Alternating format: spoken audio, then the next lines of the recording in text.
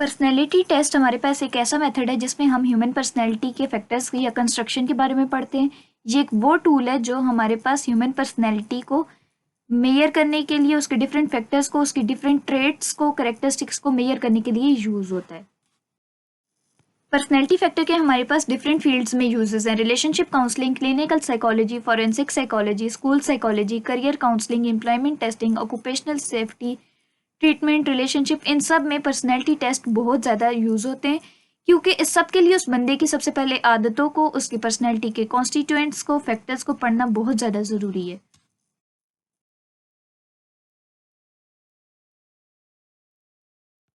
Objective test हमारे पास वो test होते हैं जिसमें जो इंसान टेस्ट दे रहा है, जो सब्जेक्ट है, उसे नॉर्मली यस और नो पे टिक करनी होती है, और उन टिक की मदद से हम उस इंडिविजुअल की पर्सनैलिटी के बारे में रिवील करते हैं कि इसकी पर्सनैलिटी में कोई मेंटल डिसऑर्डर है कि नहीं, इसका कोई बिहेवियर डिसऑर्डर्ड है कि नहीं।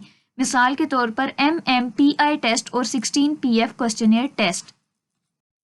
प्रोजेक्टिव टेस्ट्स में हमारे पास वो बंदा इन्वॉल्व तो होता है, लेकिन हम उससे अनक्लियर तरीके से उसके स्टिमुलसेस के बारे में पूछते हैं, जिससे हम उसके बारे में देखते हैं कि उसकी पर्सनैलिटी के बारे में क्या क्या रिवील किया जा सकता है। मिसाल के तौर पर रॉसचाच इंक ब्लॉट टेस्ट और TAT यानी कि थीमेटिक अप्रिसिएशन टेस्ट।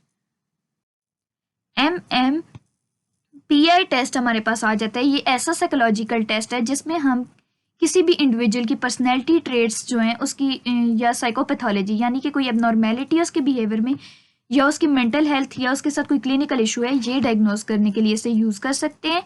इसकी स्कोरिंग हमारे पास 10 डिफरेंट स्केल्स पे होती है, और हाई स्कोर का मतलब होता है कि मेंटल डिसऑर्डर ज़्यादा है। MMPI टेस्ट को एडमिनिस्ट्रेट करने का तरीका हमारे पास ये है कि ये ग्रुप फॉर्म में भी, यानी कि ग्रुप पे ओवरऑल भी एडमिनिस्टर किया जा सकता है, अप्लाई किया जा सकता है, और इंडिविजुअल पे भी अप्लाई किया जा सकता है। MMPI-2 एक सेल्फ रिपोर्ट टेस्ट है जिसमें हमारे पास जो हमारे पास होते हैं, और सब जो बंदा खुद है वो एडमिनिस्टर कर सकता है। इसमें 567 क्वेश्चंस हैं जो ट्रू और फॉल्स होते हैं। वो आपके बारे में सवालात होते हैं, आपके बिहेवियर्स के बारे में, जिसे आपने ट्रू फॉल्स में टिक करना है। ये 1 घंटा या 90 मिनट लेता है पूरा होने के लिए। इसका शॉर्टर वर्जन है MMPI-2 रीस्ट्रक्चर्ड फॉर्म, जिसमें 338 क्वेश्चंस हैं, और वो कम टाइम लेता है, आधा घंटा या 35 मिनट। रिसर्चर्स ने इसकी एक और जो वर्जन है वो भी डेवलप किया है एडोलसेंट्स के लिए जो 14 से 18 साल के हैं, MMPI-A। उसमें 478 क्वेश्चंस हैं जो कि 1 घंटे में पूरे किए जा सकते हैं, और ये एक ट्रेंड एडमिनिस्ट्रेटर ही हम पे अप्लाई कर सकता है। उसके बाद हमारे पास आ जाता है 16 personality test. MBTI 16 personality test जो है वो एक रिस्पोंडेंट को या एक बंदे को अलाउ करता है कि वो अपनी पर्सनैलिटी के बारे में खुद जान सके, अपनी लाइक्स के बारे में, डिसलाइक्स के बारे में, उसकी स्ट्रेंथ क्या है, वीकनेसेस क्या है, किस करियर में उसे जाना चाहिए, और किस बंदे के साथ उसकी कंपेटेबिलिटी ज़्यादा है। ये टेस्ट 4 कैटेगरीज पे रिलाई करता है। पहली कैटेगरी में introversion versus extroversion, intuition versus thinking, और feeling versus judging and perceiving, ये सब आ जाता है हमारे पास। इन सब की बेसिस पे हम उस बंदे की पर्सनैलिटी को डिफ्रेंशिएट करते हैं, और ये पर्सनैलिटी टाइप्स आजकल INTJ और ESFP के नाम से मशहूर हैं। ये जो 4 कैटेगरीज हैं इनमें हमारे पास 4 सवाल आते हैं। पहले तो ये कि आप आउटवर्ड फोकस्ड हो या इनवर्ड फोकस्ड हो, यानी आप एक्सट्रोवर्ट हो या इंट्रोवर्ट। तो E represents extrovert and I represents introvert. Second question है कि आपको इंफॉर्मेशन किस हिसाब से पसंद है।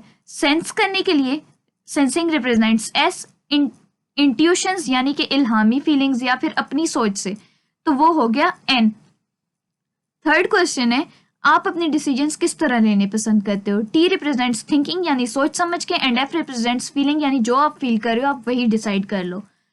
And then the fourth one question is how do you prefer to live outer life, यानी कि आपको दूसरों से अपने मामलात सेटल करने में क्या ऑप्शन जो है अच्छा लगता है। J स्टैंड्स फॉर जजिंग, यानी कि इक्वली आप उसको देखोगे और आप थिंक करोगे, सोचोगे उसके बारे में। And P stands for perceiving, यानी कि आप परसीव करोगे, आप अपने ही ऑप्शंस को बेस्ट समझोगे। इस टेस्ट को 16 पर्सनैलिटी फैक्टर इसलिए कहा जाता है कि हमारे पास 4 डिफरेंट क्वेश्चंस में 4 फैक्टर्स हैं, चारों में से एक एक को चूज करना होता है, और उनके बाय प्रोडक्ट्स यानी कि जब उन्हें मल्टीप्लाई किया जाए तो 4 × 4 विल बी इक्वल टू 16। अब इस टेस्ट को एडमिनिस्टर करने का तरीका ये है कि ये 30 से 50 मिनट तक हमारे पास पेपर और पेंसिल पे, अगर पेपर पेंसिल वर्जन है, रिटर्न हम कर रहे हैं तो 30 से 50 मिनट लेगा, और अगर हम कंप्यूटर पे दे रहे हैं तो आधे घंटे में ये टेस्ट कंप्लीट हो जाएगा। और ये टेस्ट इस तरह सॉल्व किया जाता है कि इसके साथ की होती है, यानी कि ई stands for extrovert, I stands for introvert. इस तरह के सारे जो हमारे पास एब्रीविएशंस हैं वो उसकी बुक में लिखी हुई होंगी। और ये सेल्फ एडमिनिस्ट्रेबल है, बंदा खुद भी अपने ऊपर अप्लाई कर सकता है, अब इंडिविजुअल में या ग्रुप सेटिंग में।